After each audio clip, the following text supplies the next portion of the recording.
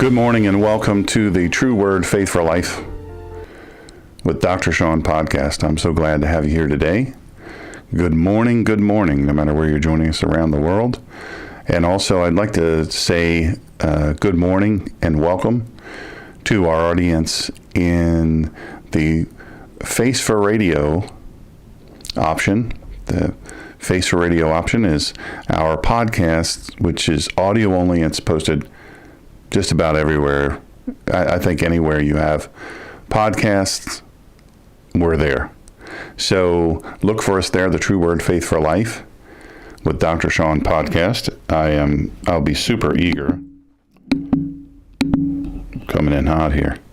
I'll be super eager to, hello, Alan Demers from upstate New York. Good to see you, brother. Love that, brother. Awesome dude. So if you're inclined to agree with my mother that I have a face for radio, then you can listen to that. That's audio only. And if you go to buzzsprout.com and look for me there, you can click on subscribe. Really anywhere. I don't even know all the places where it is. Apple, iTunes, I think, and Spotify and iHeartRadio and all that other stuff. We're in all those places. All that said to say this, we're going to get right after it because I know you have stuff to do today, and I appreciate you joining me here today, whether on live or on playback. So, why must believers reject Marxism and communism? You know, last night we did a video, and it was strong. It was a strong video, and it was detailed, and we explained all of the socialism, Marxism, communism, what they actually are. We explained their success rates all around the world, wherever they've been tried. And so we've laid the groundwork. So if you've clicked on this, then you will have, there's a link in the show description. I think there's one or two links in there. Click on that. You'll be able to watch last night's show. And so that is laying the groundwork. That's part one for this. Also, if you click on subscribe and click on the little bell, you'll get all these notifications, and it'll be awesome. Just awesome. So we're going to start with Marxism. Marxism's war against God. Why? Why believers must reject Marxism, socialism, and communism. So Marxism and communism, they're not merely political ideologies. At their core, they're built on a worldview that is entirely opposed to God. It is atheist, and it's and God's kingdom. It's anti-God, and it's anti-God's kingdom. Karl Marx, the founder of this movement, he famously said, "My object in life is to dethrone God and destroy capitalism." Now, Karl Marx, just so you know, was other than ruining the world, was an abject failure in virtually every area of life. So, and most people don't know that. They think, well, what did this guy do? Did he have big business, or was he a great leader of a country? No, he was none of those things. He was an abject failure in virtually every single area of his life. But he said, "My object in life is to dethrone God and destroy capitalism." So these words are clear. I don't think you can mistake them. I think we're pretty clear on this. What he intends.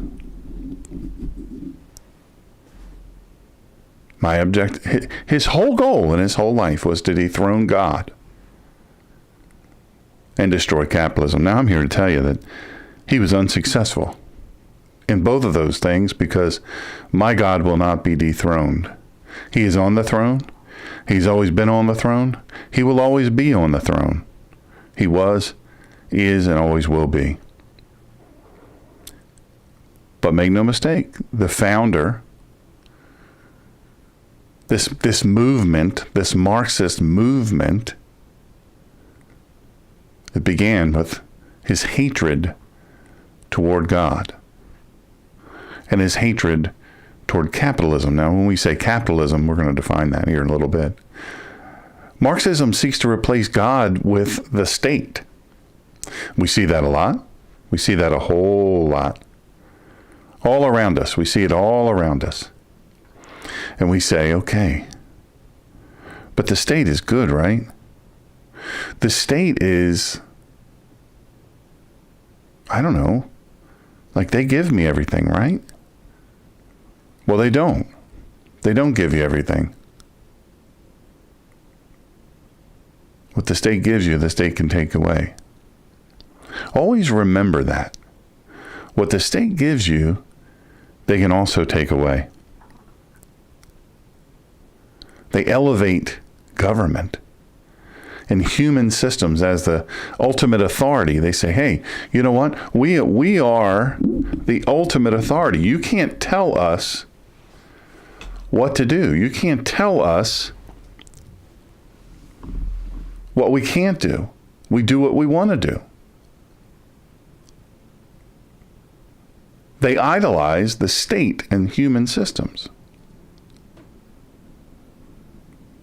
because they view the state and human systems as the ultimate authority. This idolatry, it's blatant. The Bible warns us in Psalm 14:1, the fool says in his heart, there is no God. Remember what Marx said. My object in life is to dethrone God and destroy capitalism. The Bible in Psalm 14:1 says, the fool says in his heart, there is no God. Marxism operates on this very principle. It's an atheistic ideology that denies God's his sovereignty. It rejects his moral law, and it attempts to build a society without a creator. Well, as believers, we know that any philosophy that removes God from its foundation is destined for destruction. Proverbs 16:25. There is a way that seems right to a man, but its end is the way to death. Oh, it seems right. Let's do the state. Let's do human systems. Let's ignore God. Let's deny God. But Proverbs says there's a way that seems right to a man, but its end is the way to death. Communism and the destruction of the family. One of the most dangerous aspects of Marxism and communism is their deliberate assault on the family. Marxists believe that the family is a tool of oppression, and they seek to dismantle traditional family structures in favor of state control. Listen, if you don't know that this is true and that this has been in our government for decades and been in our society for decades, one need only to look at the marriage rate 5 decades ago, 6 decades ago, 7 decades ago, and now. You can't say white or black anymore. You can't say, white people's rate is astronomically high as compared to black people, families that they don't, there's no family unit. There's no fathers in the home. Well, guess what? White folks, you're catching up. You may not like it, but it is what it is. Good morning, Sharon. So nice to see you early this morning. Thank you for joining me. The traditional family structures have been completely dismantled. One need only look at the Department of Education in the United States. Let's only look at the union leader for educators. Good morning, Miss Robbie. How are you, my sweet friend? One need only look at the educators and see, not all of them, I'm not throwing them all under the bus, but the educational system is designed to replace. Now, it's done on purpose. This is not an accident. This is, oh, wow, we can't believe it worked out this way. The educational system in the United States of America is designed to remove the parents from a place of authority and knowledge. Good morning to you. And replace them with the state.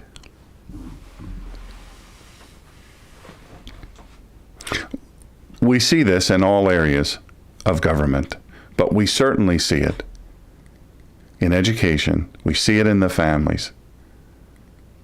We see it in the medical systems. We see it in education all the way through postgraduate. Look at the University of North Carolina right now. These terrorists have taken over the campus once again. They are spray painting everything, toppling things once again, arguing for the divestment, the university's divestment from Israel. Good morning, Linda. Linda's exactly right. That's why they want to make homeschooling illegal. Now, I'm glad that you said that.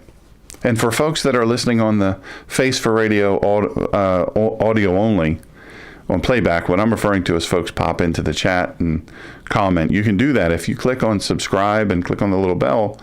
If you can just put a cloth or something over the screen so you can't see my face, and then leave the comments section uncovered, and you can get involved in that. You can be a part of the community. But Linda's exactly right. Homeschooling, they hate it. The Department of Education hates homeschooling. They always have. Even though homeschooling has been radically successful by comparison to the state education system. Now look, there are lots of great teachers out there. I want you to know, I know several of them.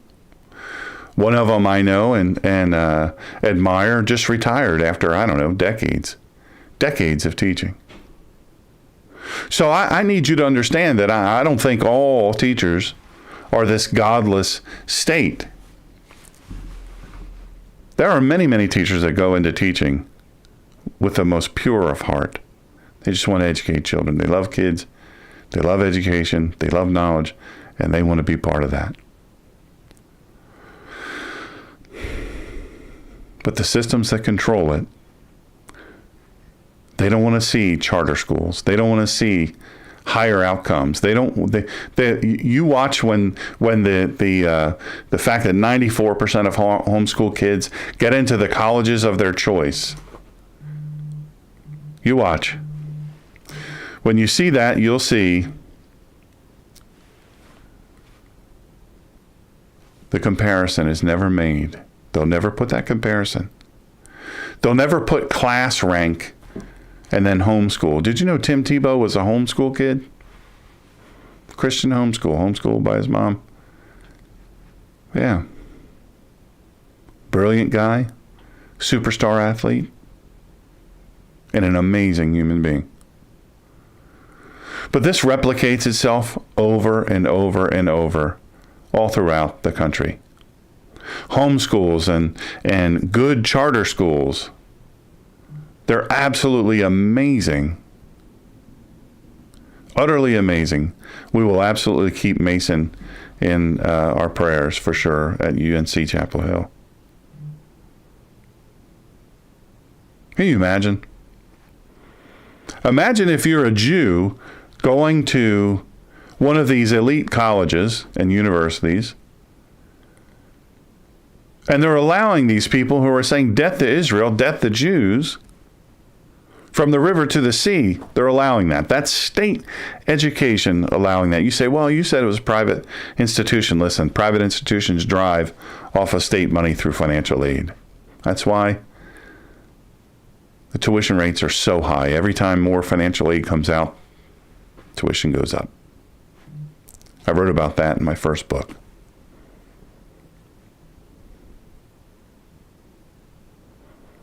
Look, the schools and the Department of Education. I'll just say this. I'll make this statement. I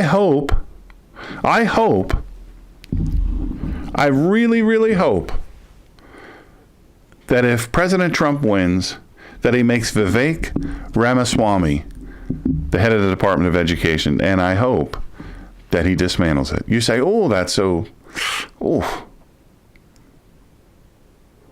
The Department of Education was a gift from the Carter administration to educators for getting them across the finish line and getting them elected. Third worst president of all time. But they don't want you to believe in God. They don't want you to have a family. They don't want you to have mom and dad home. They don't want you praying. They don't want you reading scripture. They don't want you having a God. They want you to dethrone God and to dethrone capitalism.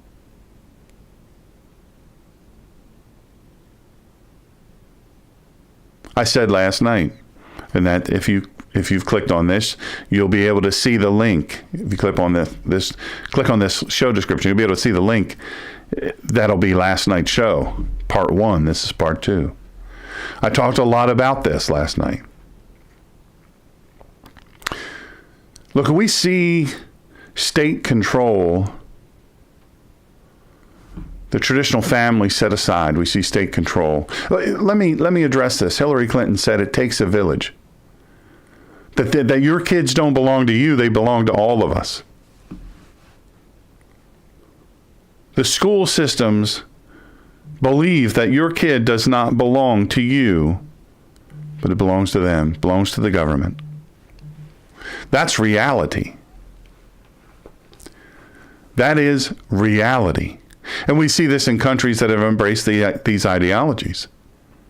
State-run education. You learn what we tell you to learn. You learn what we want you to learn. True or not? This is where the government takes place of parents. They indoctrinate children with a worldview that is hostile to Christian values. In contrast, Scripture places the family at the center of God's design for society. Ephesians 6:1-4. Children, obey your parents in the Lord, for this is right. Honor your father and mother. This is the first commandment with a promise, by the way, that it may go well with you and that you may live long in the land. What that means is, this promise within Ephesians 6, chapter 6, 1-4, children, obey your parents in the Lord, for this is right. Honor your father and mother. Do this, that it may go well with you, and that you may live long in the land. Get this. Do that. Honor your father and mother. Get this. Fathers, do not provoke your children to anger, but bring them up in the discipline and instruction of the Lord. Folks, this passage, it emphasizes the importance of family, calling children to obey their parents and parents to raise their children in the discipline and instruction of the Lord. The only way that you can do that is if you study that yourself. My friends, please understand, I know people that are homeschooling their kids right now that I wouldn't send to learn to tie my shoes. I wouldn't send my dog there. No way in this world. Their house is a disaster. It's unbelievably nasty. There's no organization. There's no leadership within the home. It's constant strife. And there's no education going on. We have an obligation. The instruction and the discipline that we're to learn in the Lord comes from Scripture. We're to learn Scripture as a parent. You've got to find a way to learn God's ways so that you can teach them to your children. The family is God's ordained structure for nurturing faith, morality, and love. Nothing is a better witness for the kingdom than a family that loves one another. I don't mean pretend to love one another. I mean love one another. That's so important. real. Not just on Sunday, they look a certain way, half the way to the to the church house. On Sundays, if they go, they're screaming at their kids, "You better act right, you better do right, don't embarrass me." All of this. And if you don't, you're going to get a whipping when you get home. So they scare the kids instead of teaching them how to behave. Instead of nurturing their faith, morality, and love, they teach them fear and oppression. And when those kids get away from mama and daddy, they rebel. It happens time and time again. So look, I know homeschool parents who are utterly amazing. I gave you the example of the one that I wouldn't send. I know a few that way. I wouldn't send my dog there, not even for an hour. But I know others that are utterly amazing people, and they teach their children beautifully. They put so much effort into educating their children. You know, Harrison Butker, the kicker for the Kansas City Chiefs, took a lot of heat. He was at Benedictine College, and he was called there. You know, it's a Catholic university. I don't know if you know that. Benedictine. There's your hint. He, you know, world famous kicker.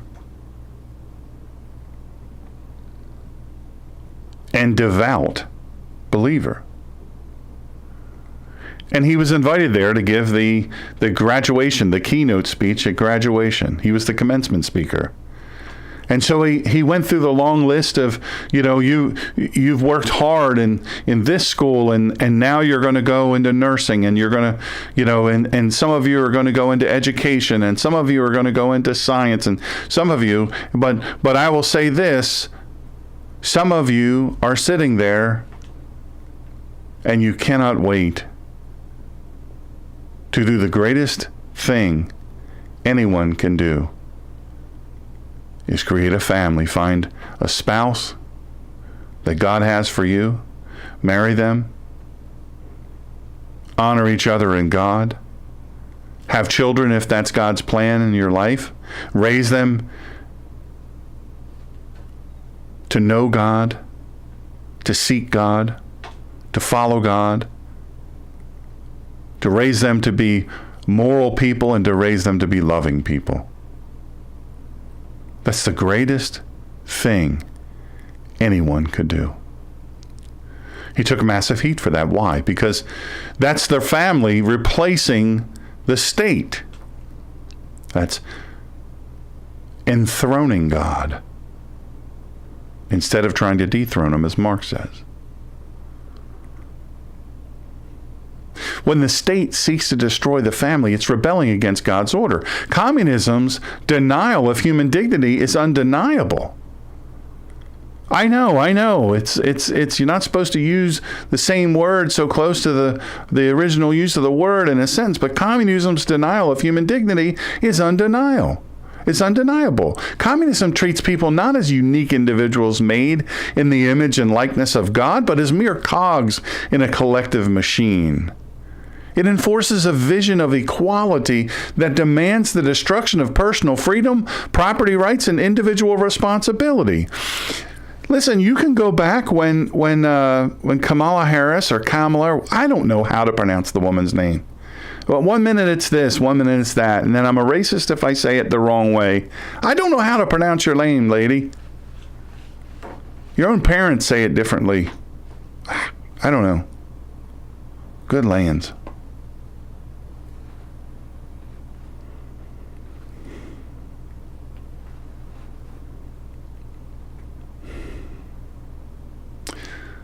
Kamala Harris, current candidate for the President of the United States of America, inarguably the worst vice president ever in history. Good morning, Nancy Flanagan. Love you too. The worst vice president in history.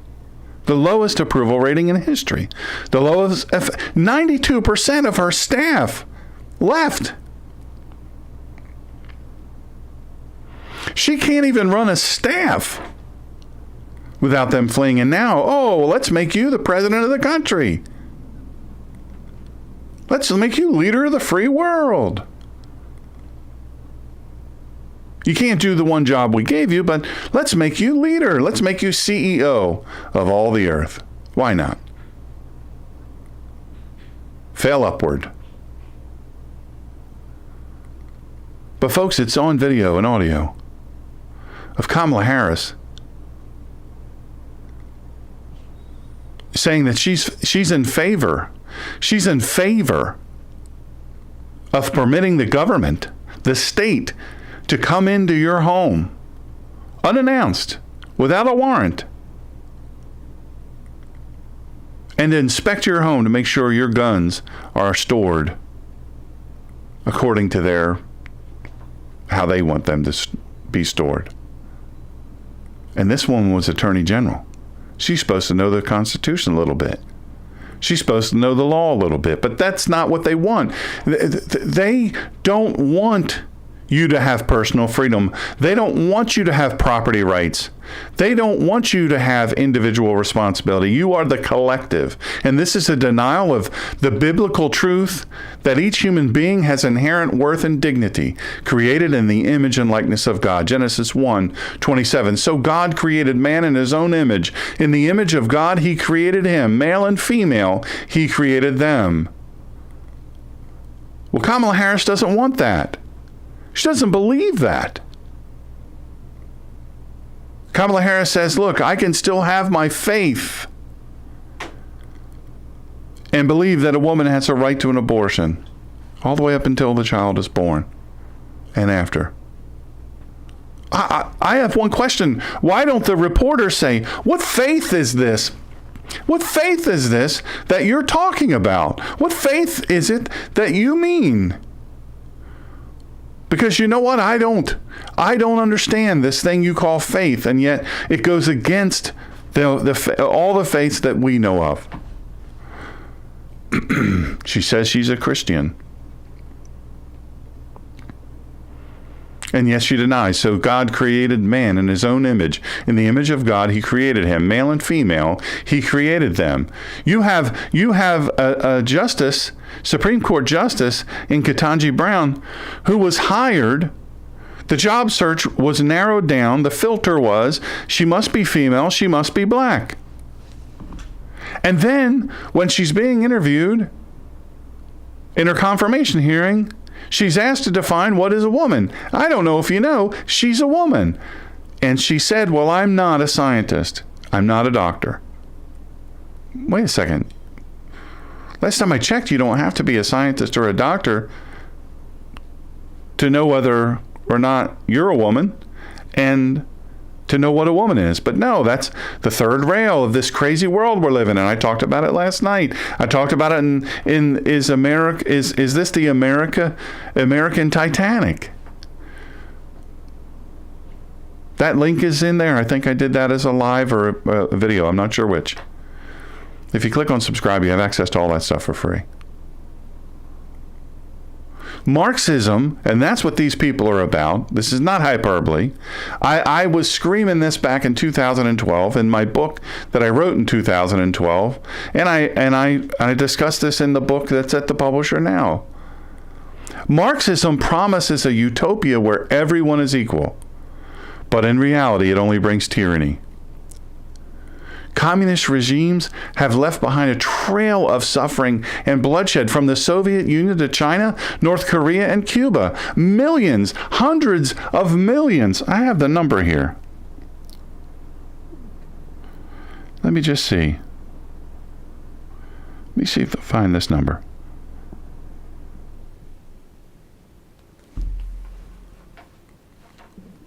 $300 to 400 million people in Russia alone. China, hundreds of millions. North Korea, 300 to 600,000 die of starvation every year because their fat leader starves them. a trail of suffering, a trail of bloodshed. Millions have been killed, imprisoned, or starved, all in the name of a false dream. And as believers, we must never forget that true justice and equality comes from God alone, not from oppressive human systems. So that leads me to think about freedom and stewardship, God's vision for society. Listen, we're to be stewards over the land. I hear the left say all the time that they're the conservationists.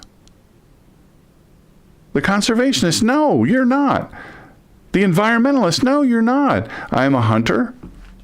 I love the outdoors. My wife will tell you, I go to great lengths to save the little tiny baby frogs trying to get in our garage. I will drive around them in the driveway. There's hundreds of them. Or I'll take the hose and I'll gently hose them over to the side. I'll do everything I can to avoid hurting an animal, and even in hunting, as humanely as possible, as God has provided to me. Freedom and stewardship.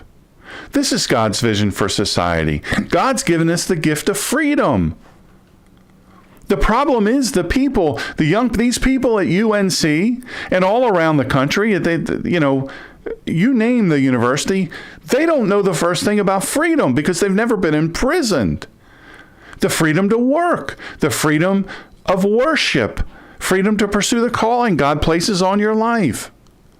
My friends, they don't know about freedom because they have had everything handed to them. I have long said these people walking around with ISIS and Al-Qaeda and Hamas flags and Hezbollah flags and all of these things, put them on a plane. Let's collectively gather up our money, put them on a plane, and send them over there and drop them off. They won't make it through the day. They won't make it through the day. They'll be thrown off a roof.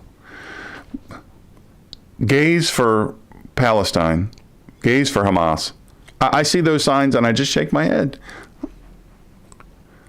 I don't get it. Do you understand what they do to gay people there? Yeah. In the parable of the talents, Matthew 25:14-30, this is strong, folks. This is so strong. This is Yeshua himself. For it will be like a man about to leave home for a while, who entrusted his possessions to his servants. To one he gave 5 talents, equivalent to 100 years' wages. To another 2 talents, and to another 1 talent, to each according to his ability. Then he left. The one who had received the 5 talents immediately went out, invested, and earned another 5. Similarly, the one that given 2 earned another 2. But the one given 1 talent went off, dug a hole in the ground, and hid his master's money. After a long time, the master of those servants returned to settle accounts with them. The one who had received 5 talents came forward, bringing the other 5, and said, Sir, you gave me 5 talents. Here, I have made you 5 more. His master said to him, Excellent. You are a good and trustworthy servant. You have been faithful with a small amount, so I will put you in charge of a large amount. Come and join your master's happiness. Also, the one who had received the 2 came forward and said, Sir, you gave me 2 talents. Here, I have made 2 more. His master said to him, Excellent, you are a good and trustworthy servant. You have been faithful with a small amount, so I will put you in charge of a large amount. Come and join in your master's happiness. Now there was the one who had received 1 talent came forward. Remember in the verses before it said each according to their ability. He gave them each according to their ability. He knew what he was doing. He gave the one, he knew what he was going to do. Kamala Harris was given 1 basic job. She denies it now. She was the border czar. It's on tape. We have it on video a bunch of times. Border czar. She had 1 job. She failed miserably. Every job she had, she failed miserably. She couldn't retain her own staff. 92% of them left. She would be the one you give the one that goes and digs a hole and comes back and says, here's your 1 pack. If you want to be responsible for much, if you want to be in charge of much, you have to be faithful in little. We don't put you in charge of the universe if you can't be trusted to manage a staff of people. We don't put you in charge of the most powerful country in the world. We don't put you in charge of that. No, we don't. We do not do that. Why? The one who had received 1 talent came forward and said, I knew you were a hard man. You harvest where you didn't plant and gather where you didn't sow seed. I was afraid, so I went and hid your talent in the ground. Here, take what belongs to you. You wicked, lazy servant, said his master. So you knew, did you, that I harvest where I haven't planted, and that I gather where I didn't sow seed? Then you should have deposited my money with the bankers, so that when I returned, I would at least have gotten back interest with my capital. Take the talent from him and give it to the one who has 10. For everyone who has something will be given more, so that he will have more than enough. But from everyone who does nothing, even what he does have will be taken away. As for this worthless servant, throw him out into the dark where people will wail and grind their teeth. Yeshua shows us the importance of personal responsibility and stewardship. We are each accountable to God for how we use our time, how we use our talents, how we use our resources. Marxism,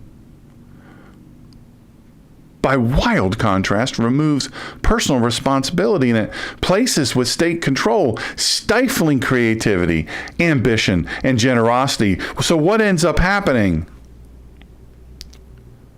What ends up happening? Folks sit around playing video games in their mom's basement, collecting checks. They get financial aid. They get loans for college, for their insane, stupid degrees that'll never result in any job. Community organizing. It's a real degree now. They even have community organizing within the black community. Community organizing within the LGBTQ community. Are you kidding me? I can't understand why I couldn't get a job. I don't know. Maybe it's all those piercings in your face, and the fact that you smell bad, and the fact that you couldn't drag an iron across your shirt, your pants, that you can't go through a sentence without saying like 35 times. And by the way, why are you here applying for CEO? You're not even out of college. Listen, these people doing these things all around the country, they're destroying our country.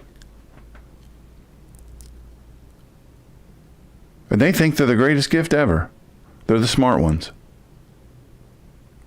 It's that perpetual 14, 15, 16-year-old thinks they know everything.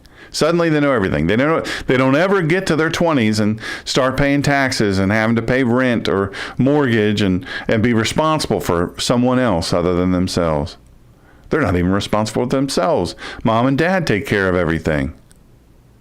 That's the people spray painting places they don't own.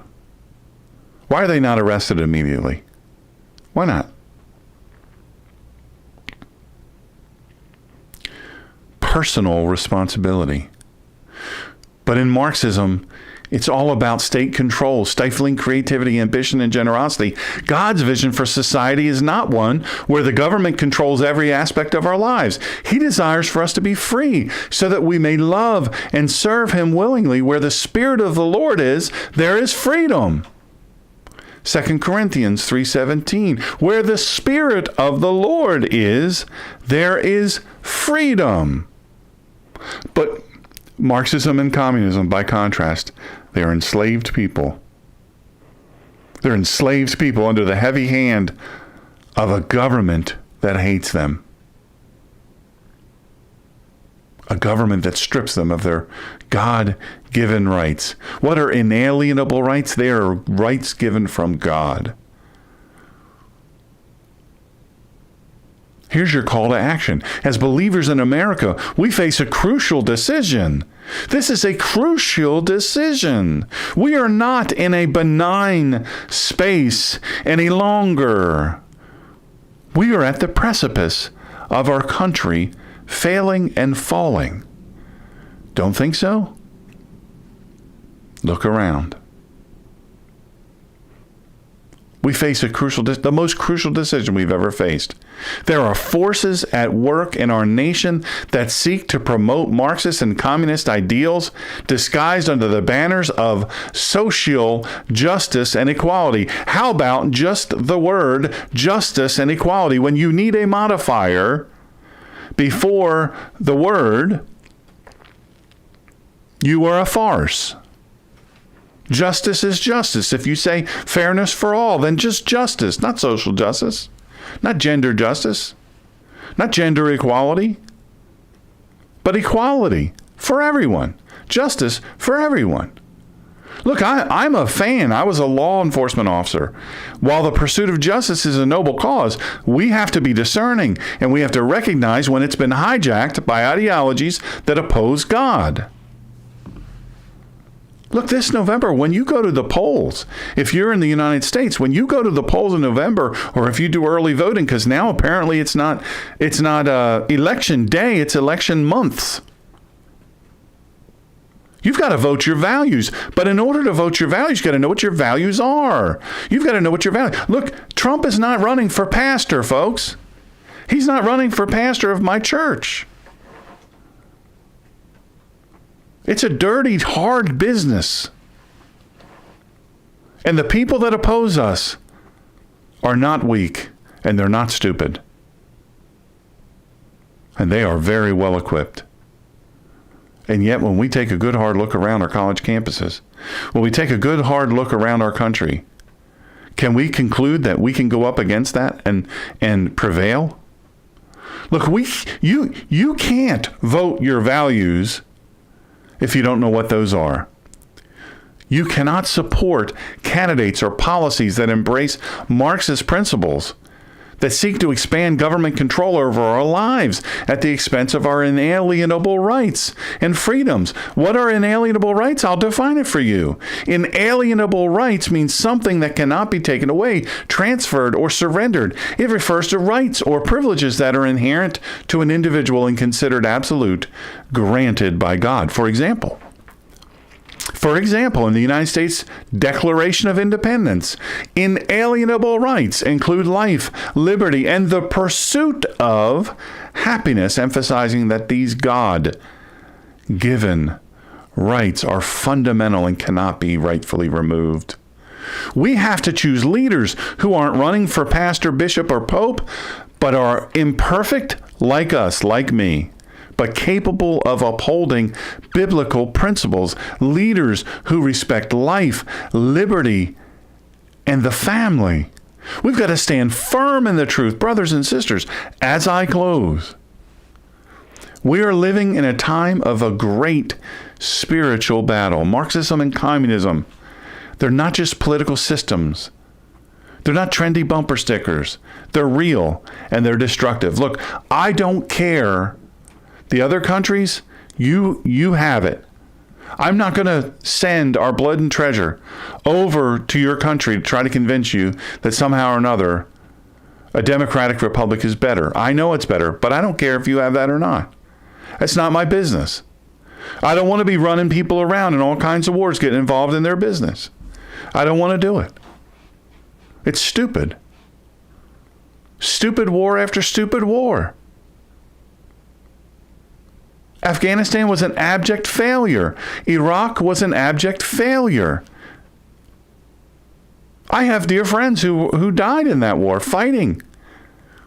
And they fought for freedom. They fought for the guy to the left and right of them. They fought for me. They fought for you.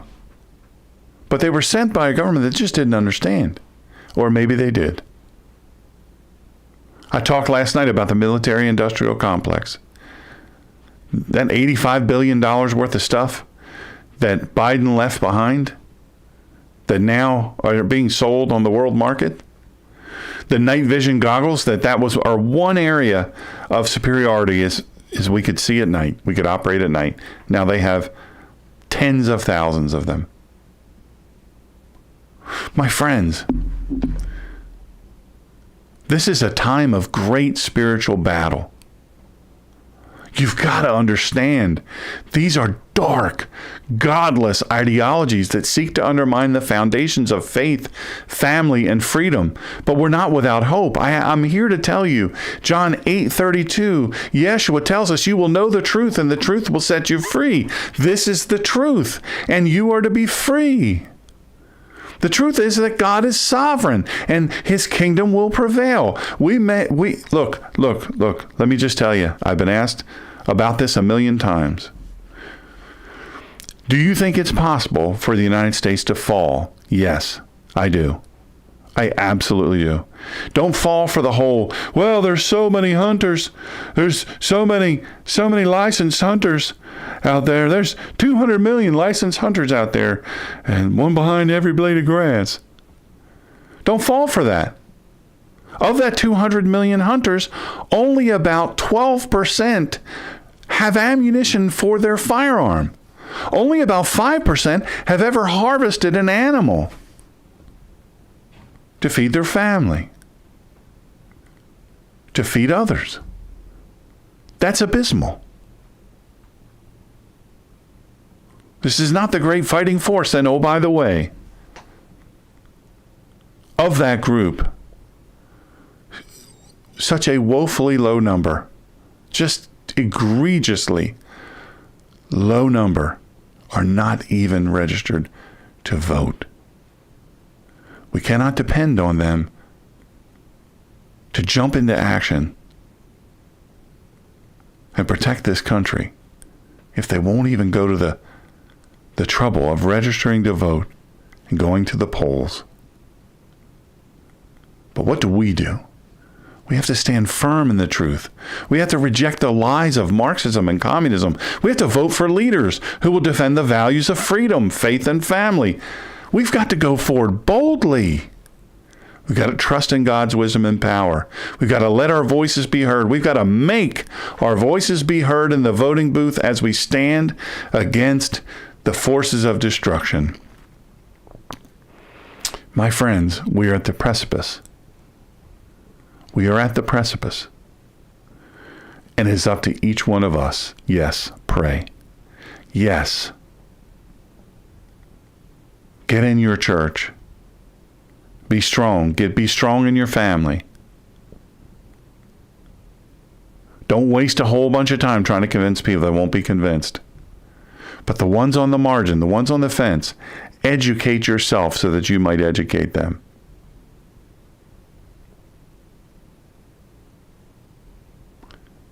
This Sunday, we're starting Sundays with Dr. Shawn. We used to do that at our Kehalah, and we broadcast that around the world, and we're going to do it again. I'm looking forward to it. I don't know what time it'll be, but I'll put the announcement out. If you're a subscriber, you'll get the announcement if I put it in the community section of the YouTube channel, True Word Faith for Life with Dr. Shawn. That's one of the benefits of being a subscriber is you get those notifications. It's free. Listen, I want you to have shalom. My friends, I want you to have shalom, but you need to understand what shalom is. Shalom is not happiness or peace. Shalom is the absence of chaos in your life. That's what it literally means, the absence of chaos in your life. And the only way that you can be happy is if your life is absent of chaos. And with that I say, shalom, shalom.